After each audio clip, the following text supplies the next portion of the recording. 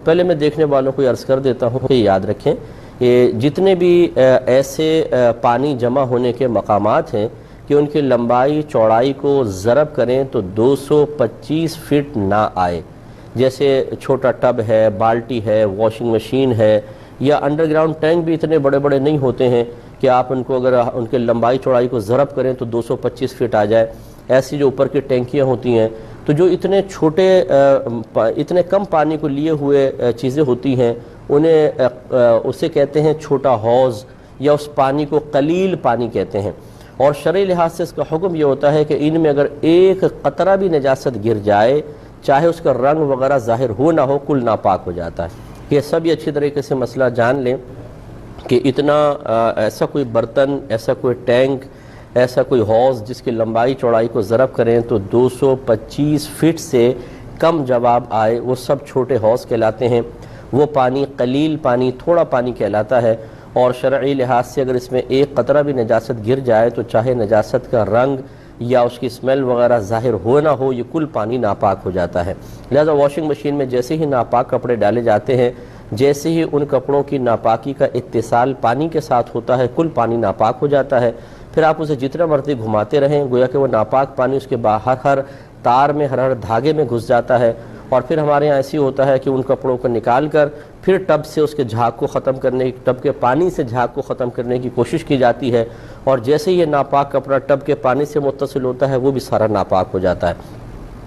اس کے لیے بہتر طریقہ یہی ہوتا ہے کہ پہلے سے ہی سب اپنے اپنے کپڑے پاک کر کے پھر واشنگ مشین میں ڈالیں۔ یعنی جتنا حصہ ناپاک ہے، میں نے بارہا بتایا کہ جیسے تھوڑا سا حصہ کوئی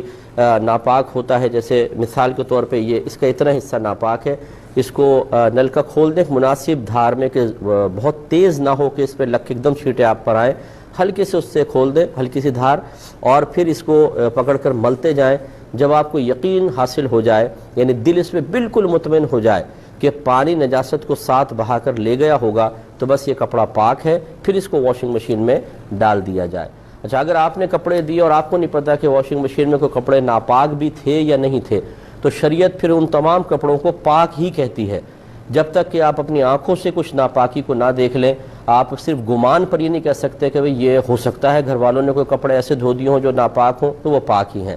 اور جو ناپاک اگر آپ نے دی ہیں تو پھر ضرور سب کے سب ناپاک ہیں۔ اب یہ گمان نہیں آپ کر سکتے کہ شاید اتنا پانی بہہ گیا ہو کہ وہ نجاست بہہ گئی، کیونکہ واشنگ مشین سے دھوتے ہوئے اتنا پانی عموماً بہتا نہیں ہے۔